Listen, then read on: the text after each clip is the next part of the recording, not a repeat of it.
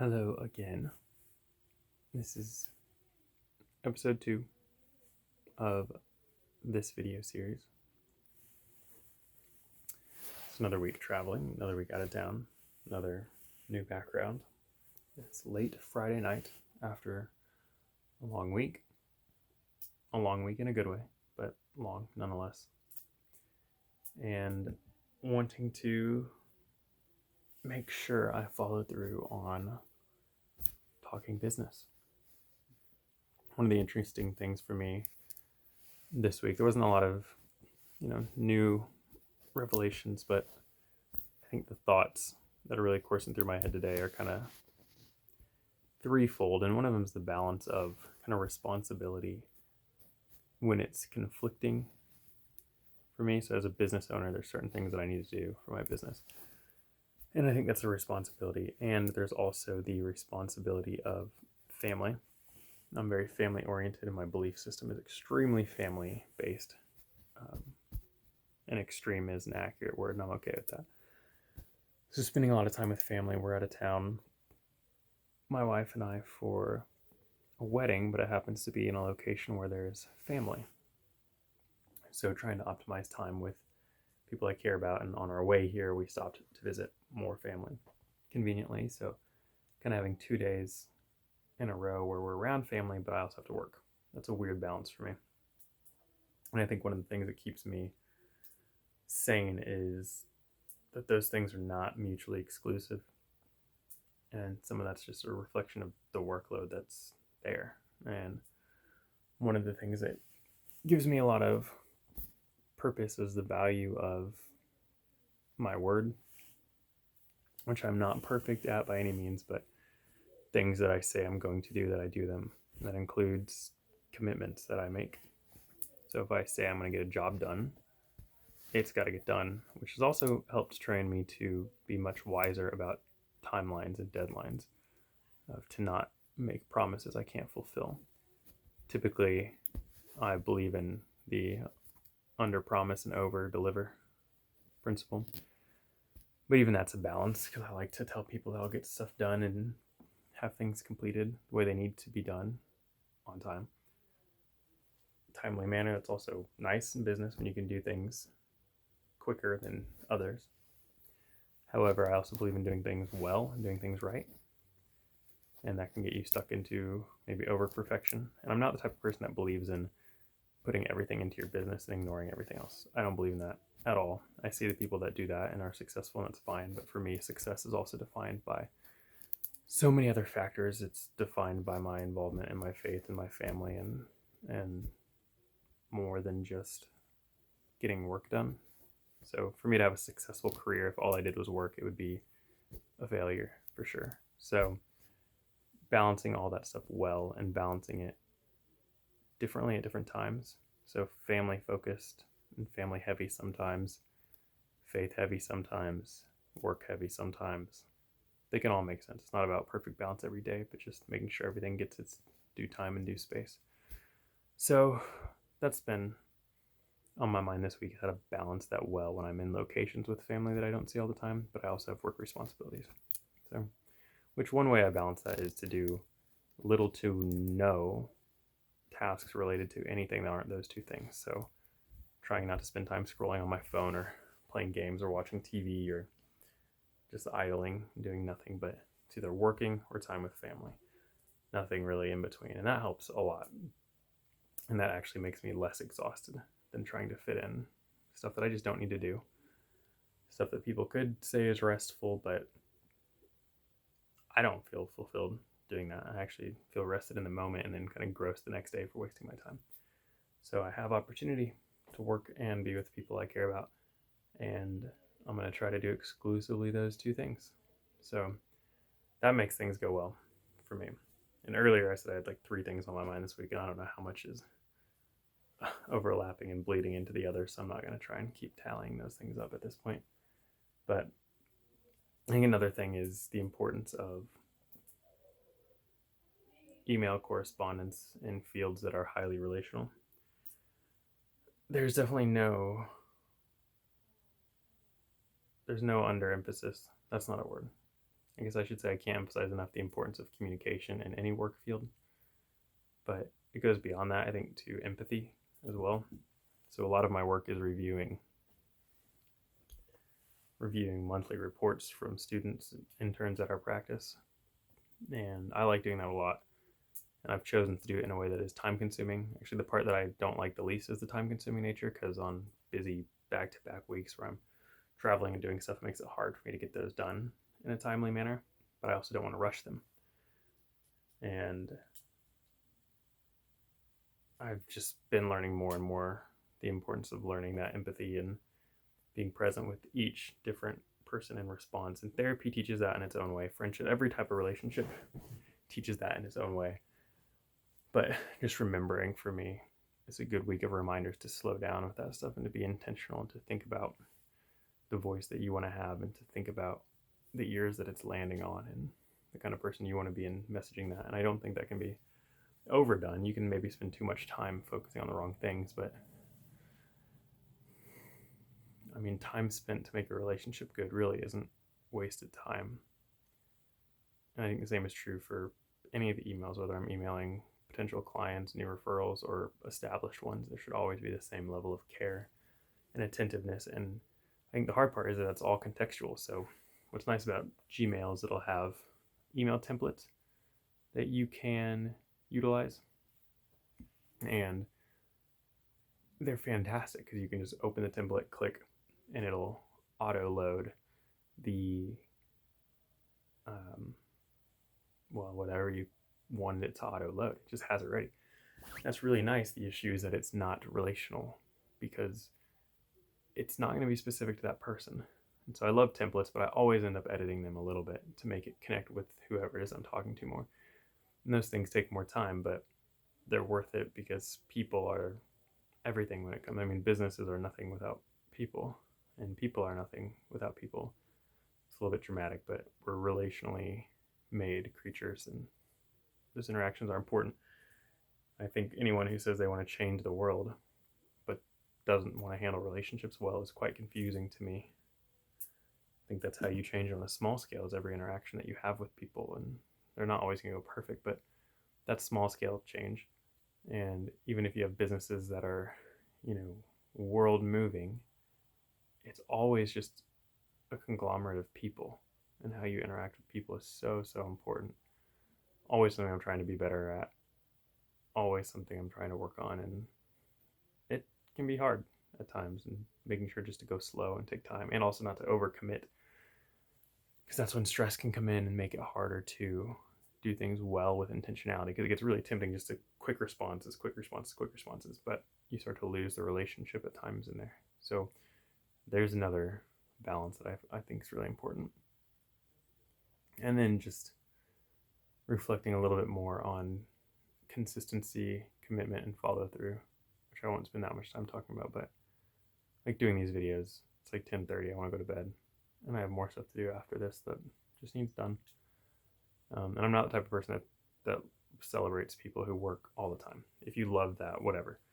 But it definitely is not a sign of your skill to work all the time. So, and this is the last work-related thing, and stuff I have after this isn't actually related to professional work, but I think there's a difference between getting done what needs done and then finding things that have to get done, and learning how to balance rest with that is equally as important. So people can run their business how they want. I don't believe in being a workaholic, but I think working hard is important, and being diligent is important, and following through on the commitment that you make and being consistent. So I would love to be able to predict positively how people see me. So these videos are one part. I like for people to know these videos are going to come out. Like, if you've been watching the Monday ones, we're 13, 14 in, and I hope anyone watching those knows that there's going to be one on Monday of this coming week, like 3 days.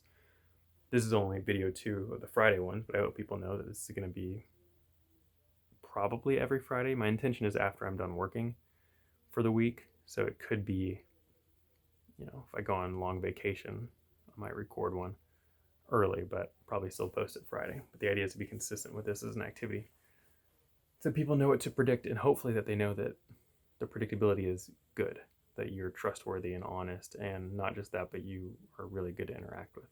And I can already think of examples where I'm not at the level I want to be with that, and it's convicting for sure, wanting to adjust that. So just a couple thoughts that I'm reflecting on. These videos might become more and more,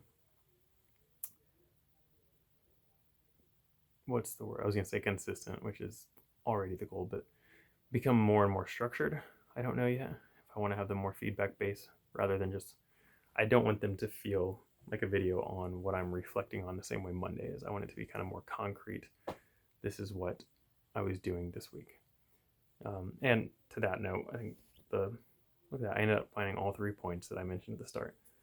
Third thing this week is reflecting on the importance of training, just as continuing education, but also learning to train others. I think one of the 2 key parts of development is always being mentored and always mentoring.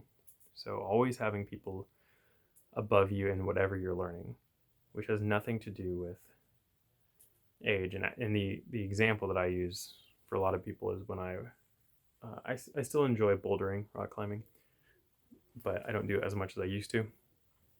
But I had a gym that I went to that I absolutely loved, and it was a great community, and it was a small gym. And I liked it a lot, and I wanted to get into setting routes, actually putting the plastic fake rocks up on the wall to create climbing routes, because it's such a cool cognitive task, and it's physically demanding, cognitively demanding, and then to kind of architect that and design that. I'm like, this sounds like a dream, and I wanted to get into it. And at the time, the person who was there were like 2 not senior setters, but like, I forget what their title was.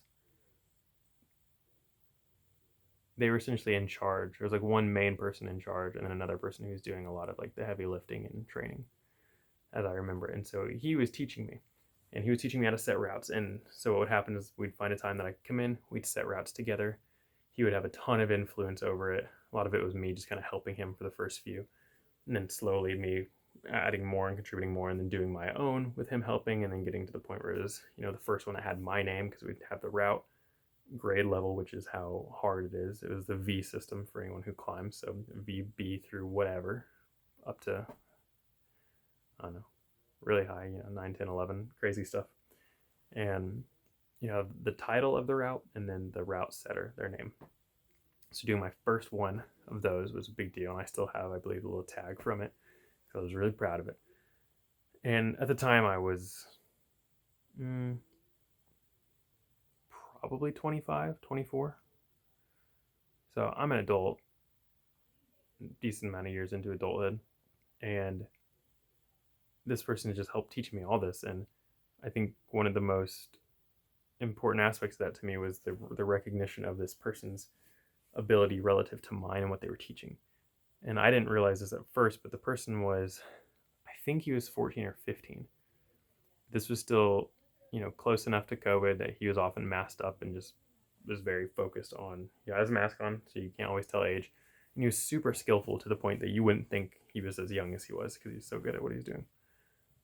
And the thing was, he was way more mature than me at the thing I was learning. And that was really important to me. And it has been important to me before that and after that, of what mentorship is.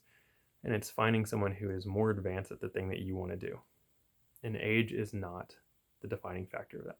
It can be, depending on what you're looking for. But, a 60-year-old who wants to learn guitar can absolutely go to a 15-year-old or a 20-year-old and have an enormous effect and learn a lot. So this person was great. And are there better people out there to teach it? Probably, but I had access to this person. We had a good relationship. They were available. It made the most sense. And it would have been silly for me to try to find someone else at a different gym that I didn't know. Like, this made so much sense. The mentorship was perfect. And then for me, I never actively mentored anyone in climbing, but whenever I brought friends, I took on that role of like, okay, here's everything I know, and I'm not an expert, but I set routes. I'm intermediate climber. I enjoy it. And, I eventually got to the point of being a senior route setter and was doing it all the time and loved it, and could offer a lot to other people and offer a lot of input to the staff there. And it was mutual, and that's because I was developing in that area and had nothing to do with any of the other areas I was developing in life. So mentorship to me is extremely important. And one of the roles that I have at the I have my own practice, and I also contract at another practice and do trainings every other week there. And they're more focused on business development hours. So sometimes it's just bring your questions and we talk the whole time. And other times I bring more of a lesson. And this past week was more focused on this is an official training and just a reminder of how important it is. The time I spent studying and how it fed into me knowledge of just if I wanted to teach someone. I think one of the best ways to learn a topic is to prepare to teach it. I'm so adamant about that. If I want to learn, well, to use therapy, if I'm wanting to learn a lot about EMDR, which is a popular kind of pop culture therapy thing, the best way to do that is to learn how to teach it. Now, there's a certification course for that, and it takes a lot of training, so I wouldn't just be able to teach myself and then teach it. But the idea would be, could I talk about this topic for 30 to 60 minutes uninterrupted and speak the truth accurately for that whole time? And for me, that's kind of the sign. So no, I wouldn't be trained to certify other people in it, but I could explain it, talk about it, do all these things, and understand it well enough, just shy of practicing it. So it's not the best example. So for instance, this last topic that we did was on, I think the title was Emergency Absences, how your clients can be okay while you're in an emergency. That subtext is wrong, but emergency absences. So what therapists need to do to take ethical care of their clients when the therapist has an emergency. So if we have to step away, if we're in hyper grief mode, death of a loved one, super ill, if you're having a baby, when you have to step away suddenly, and you also have to take care of your clients because you can't just call one boss and be like, hey, I'm going to be out, and then you're gone. There's more to it. And I needed to learn more about that, but it was also the training I was doing. So I spent a lot of time learning the topics and understanding how to integrate that into my own practice. So me wanting to learn that, I did that successfully by creating a training for other people. And I do think it's that simple a lot of the times. And no one has to get to the point where they're doing trainings and teaching people how to do things or writing books on topics or doing videos on topics. But a fantastic way to learn anything is just to learn it as if you have to teach it. And this is also why it's a really helpful learning tool to tell other people what you're learning. This is why people who love reading books or watching movies and then they like telling their friends about it, they remember those more because they have to recall it and they have to talk about it and they have to do it in their own words because it's not going to be a verbatim thing. They have to describe it their way. And oftentimes that also includes you have to learn to adjust it so the other person understands. A lot of the time people have questions or they need something repeated or clarified or they get curious. And it's when you get questioned about it that it's not just regurgitation anymore. You have to access recall, but also be creative with how you respond. So me being asked a question during that training about, there were a couple questions I was asked, I won't get into them, but just being asked like, hey, well, what about this scenario? And if I'm just regurgitating and I didn't prepare for that scenario, I would just sit there and be like, I don't know. That's not part of the training.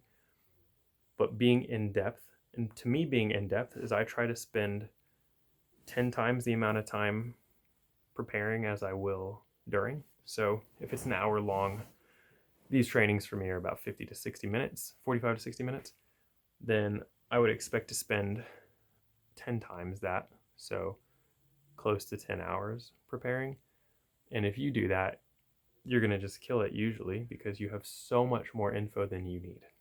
And you consolidate, you'll have a lot of bad info that you can steer people away from sources that didn't work or weren't accurate, or that maybe weren't consistent. You've just inundated yourself so much in a topic. And again, I think it is that simple a lot of the time. Is just people really underestimate how little effort it takes to learn something. Some things are super complicated for sure. A lot of things you just take the time to do it and you can learn it. People just don't like to put in the time, or they spend 20 minutes studying something and they're like, I don't get it, and they move on. But we all made it through school for a reason. You just study.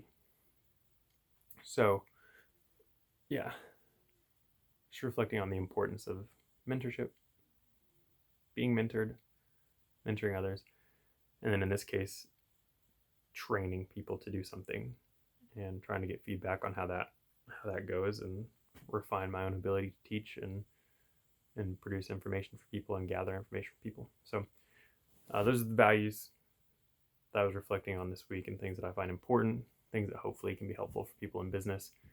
Um, I run a therapy practice as well as a coaching consulting practice, and I love them for very different reasons. If you're interested in any type of coaching on a personal level or consulting on a business level, you can absolutely reach out to me. Put the email info in the description, and I'd be happy to work with anyone, talk with anyone. I love the engagement. I love using my brain to think through stuff like that. It's fun and relaxing, which isn't true for everyone, but I love it. So that'll be it for this Friday, and I look forward to seeing you all next time.